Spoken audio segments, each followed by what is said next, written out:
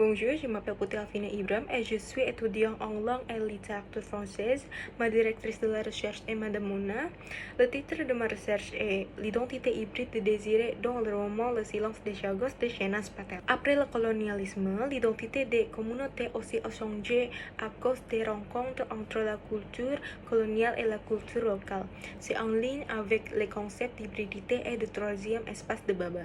Et Le silence des Chagos décrit cette situation. Ce roman a été écrit par Shehnaaz Patel, qui est une autrice et journaliste d'origine de Maurice.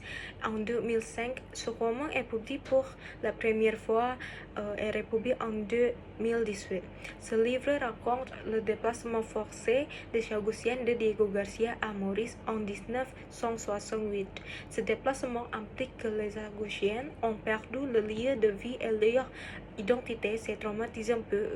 Ce déplacement forcé des Chagossiens crée un nouvel espace identitaire, le troisième espace.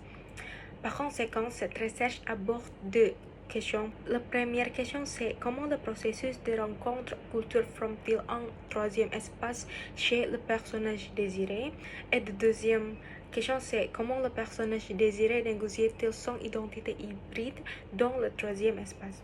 Cette étude a pour objectif de comprendre le fonctionnement du troisième espace, de la colonisation et de l'exil, qui influence le processus de formation de l'identité chez les individus pris entre deux cultures différentes et qui produit une identité hybride qui n'est pas uniquement liée à une seule culture. Cette recherche utilise les théories l'identité selon Stuart Hall et l'hybridité et troisième espace selon Homi Bhabha. Dans la deuxième partie, j'explique sur la rencontre culture qui forme l'espace troisième chez le personnage désiré.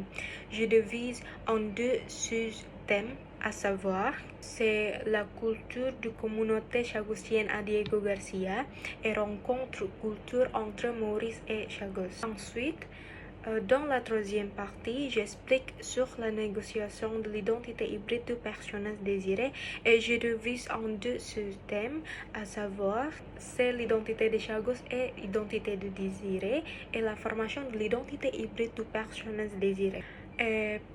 Dernière partie, c'est la conclusion.